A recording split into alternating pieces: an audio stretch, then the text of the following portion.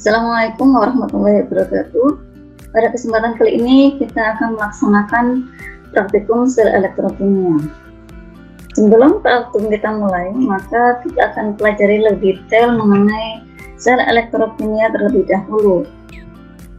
Untuk tujuannya, dalam praktikum ini kita ingin mengetahui pengaruh suhu reaksi terhadap nilai perubahan potensial sel, perubahan energi bebas Gibbs, dan perubahan entalpi.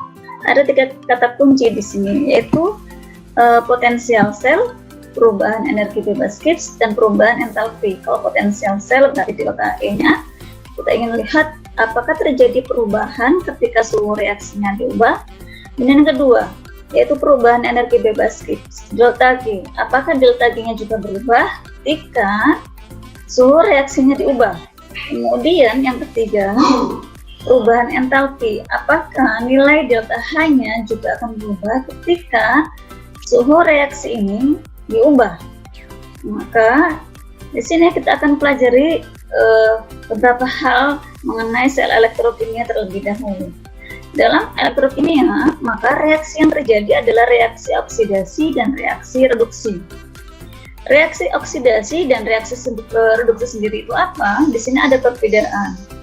Di antaranya ketika reaksi oksidasi itu adalah reaksi di mana menerima oksigen, sedangkan kalau reduksi itu adalah reaksi di mana dia akan kehilangan oksigen. Kemudian kalau reaksi oksidasi adalah reaksi yang kehilangan hidrogen, sedangkan reduksi adalah menerima hidrogen. Kemudian reaksi oksidasi itu adalah kehilangan elektron, sedangkan reduksi adalah menerima elektron. Selanjutnya, ketika reaksi oksidasi itu adalah ciri-cirinya dia akan terjadi peningkatan bilangan oksidasi, sedangkan kalau reduksi adalah terjadi penurunan bilangan oksidasi. Kemudian zatnya bagaimana? Zatnya yang mengalami reaksi oksidasi itu disebut sebagai reduktor, sedangkan zat yang mengalami reaksi reduksi disebut sebagai oksidator. Untuk elektrokimia sendiri ada 2 jenis, yaitu sel galvani dan sel elektrolisis.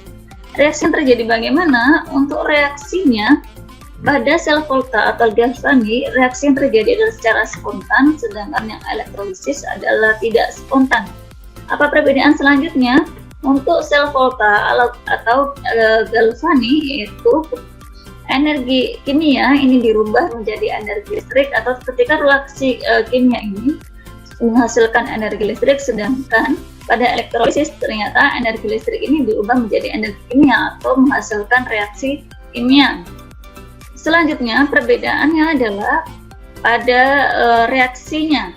Elektroda yang mengalami reaksi reduksi pada sel galvani disebut sebagai katoda, sedangkan elektroda yang mengalami reaksi oksidasi disebut sebagai anoda, dan itu juga sebaliknya pada elektrolisis, ini kebalikan ya.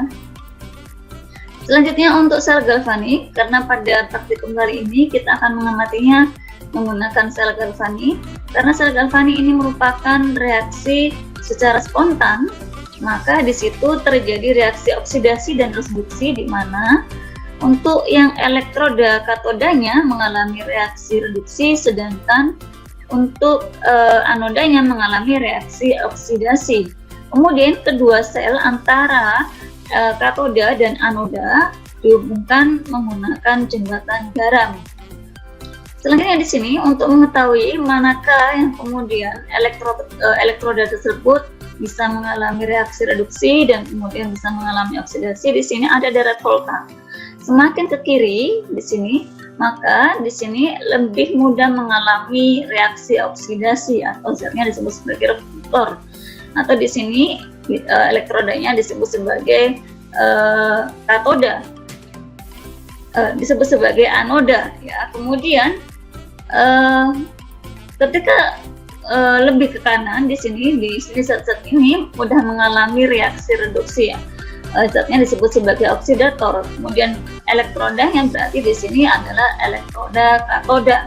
Nah, jadi ini adalah elektroda yang anoda, sedangkan ini adalah elektroda katoda. Jadi misalkan saja ada Zn sama ada elektroda Cu, maka Zn itu adalah anodanya, sedangkan Cu itu adalah katodanya. Kemudian aliran yang terjadi bagaimana? Kita lihat di sini.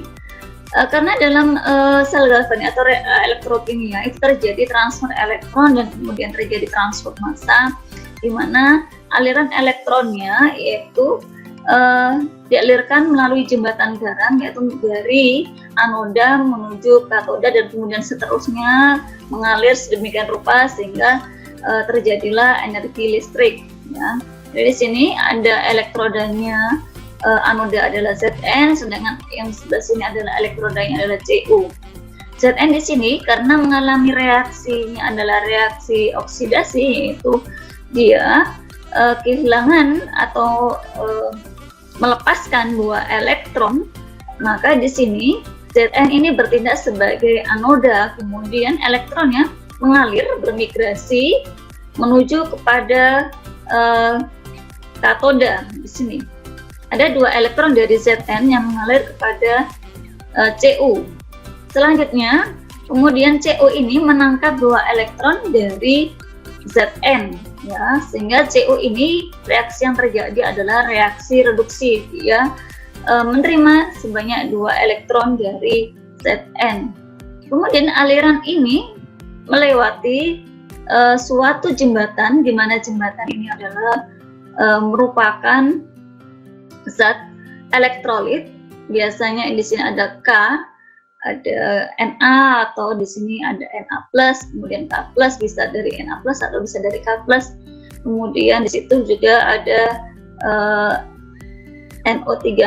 Berarti di sini kita lihat jembatan garamnya berasal dari, kalau dari gambar ini adalah NaNO3, ya, atau juga bisa menggunakan KCl, berarti K+ sama Cl-. Nah, kemudian di sini reaksi yang terjadi bagaimana?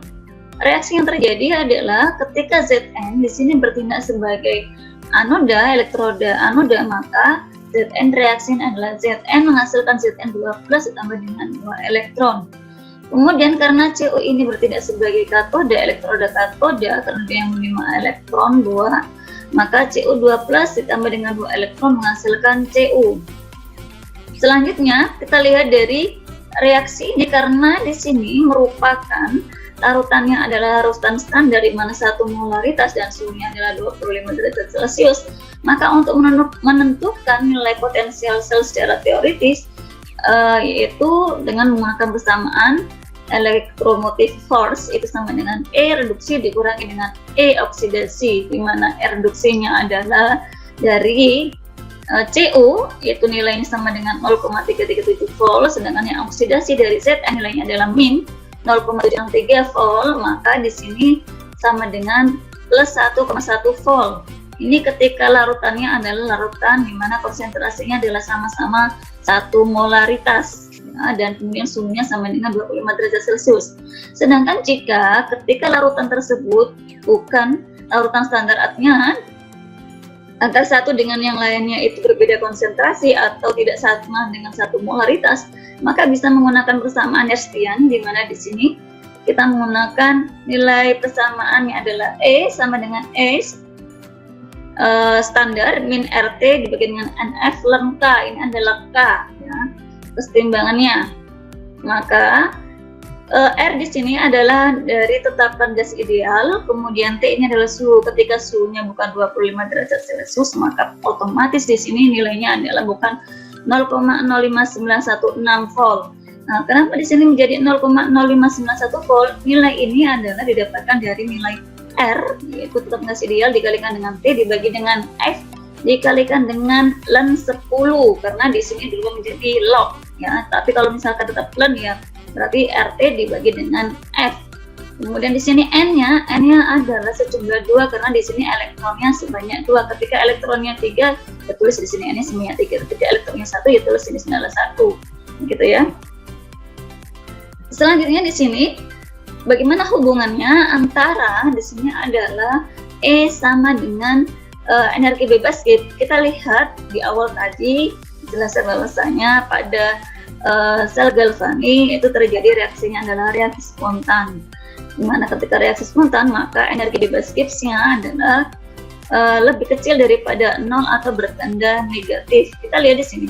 Untuk potensial listrik Potensial listrik itu merupakan kombinasi dari muatan listrik dan potensial, di mana itu merupakan kerja listrik. Jadi delta G itu merupakan kerja listrik. Ketika nilainya adalah semakin negatif, maka di sini delta G di sini adalah sama dengan min W. Maka di sini sama dengan min E kalikan dengan T, di mana E itu adalah nilainya sama dengan N kalikan dengan F ini Faraday. Sehingga delta G di sini adalah sama dengan min N kalikan dengan F kalikan dengan E, di mana N ini adalah jumlah elektronnya, F ini adalah Faraday, dan E ini adalah potensial listrik ya. Nah, sehingga di sini ini adalah kita bisa sudah menentukan hubungan nilai delta G sama E. Maka bagaimana untuk menentukan nilai E atau menentukan nilai delta G? Maka delta G itu sama dengan min N kalikan dengan F kalikan dengan E. Ketika E yang sudah diketahui, maka tinggal hitung saja berapa nilai delta G-nya setiap suhu yang berbeda. Ya. Selanjutnya, bagaimana hubungannya dengan nilai K? Karena di sini hubungan antara delta G dengan tetapan keseimbangan itu adalah sama dengan min RT kalikan ln K, maka otomatis kita hubungkan antara persamaan delta G sama dengan min N kalikan dengan F kalikan dengan E itu adalah sama dengan min RT ln K, sehingga kita ingin menentukan mendapatkan nilai K ini dari nilai E ini bagaimana, maka ln K itu adalah sama dengan NFE dibagi dengan RT. Selanjutnya, kalau ingin menentukan bagaimana perubahan nilai entalpinya, maka kita bisa mendapatkan nilai perubahan entalpi itu dari tetapan keseimbangan. Jadi di awal tadi ketika delta E-nya semakin besar, maka otomatis delta G-nya semakin kecil atau semakin negatif. Kemudian ketika di sini delta G-nya semakin kecil, kita lihat, maka otomatis di sini juga semakin besar nilai K-nya. Kemudian bagaimana jika dengan nilai delta H? Kita lihat, maka tergantung dari perubahan suhu juga ya. Dimana K 2 dibagi dengan K1, setiap perubahan itu sama dengan delta H dibagi dengan R per 1T1 dibagi dengan 1 per T2. Maka kita sudah akan mendapatkan nilai delta H untuk setiap masing-masing perubahan suhu ya. Kemudian di sini ketika terjadi keseimbangan, artinya suatu reaksi itu terjadi setimbang, benar-benar setimbang dengan nilai K itu adalah sama dengan 1, otomatis di sini otomatis karena suatu reaksi ketika dia adalah setimbang, maka otomatis delta G-nya adalah sama dengan 0. Ketika delta G-nya adalah sama dengan 0, otomatis E-nya juga 0. Karena setimbang, ketika setimbang maka tidak ada reaksi yang terjadi lagi karena sudah setimbang. Maka dikatakan sebagai dead baterai nilai E-nya karena 0. Nah, kemudian bagaimana dengan delta H? Ketika suhunya berubah, maka otomatis di situ nilai K-nya juga nilai delta H-nya juga berubah. Ya. Selanjutnya dari E yang sudah kita dapatkan, maka kita tinggal memasukkan data tersebut, yaitu dari perubahan E setiap suhu ya. Dari praktikum kita mendapatkan yang pertama di sini adalah suatu reaksi, di mana reaksi ini adalah ada FeSO4 dengan CuSO4. Ketika FeSO4 maka di sini elektrodanya adalah elektroda Fe, kemudian CuSO4 maka elektrodanya adalah elektroda Cu. Kita lihat di sini yang sebelah sini ini adalah jadi anoda dan sebelah sini jadi katoda. Ya. Begitu juga dengan ini. Yang kedua Zn ini adalah jadi anoda, sedangkan Cu jadi katoda. Kemudian yang antara Zn sama Fe maka Zn ini jadi anoda dan Fe jadi katoda. Kemudian suhunya berubah, pasti otomatis nilai E-nya berubah. Setelah nilai E didapatkan, maka tinggal dihitung berapa sih nilai delta G masing-masing suhu, berapa nilai K masing-masing suhu, dan berapa nilai delta H masing-masing suhu. Untuk reaksinya, maka kalian harus lebih detail lagi untuk menentukan setiap elektroda itu menjadi katoda atau menjadi anoda. Ketika menjadi katoda, maka reaksinya adalah reaksi reduksi, sedangkan jadi anoda maka reaksinya adalah reaksi oksidasi, yaitu melepaskan 2 elektron. Yang melepaskan setiap elektronnya. Kalau misalkan Zn itu memiliki 2 elektron, maka gitu yang melepaskan 2 elektron.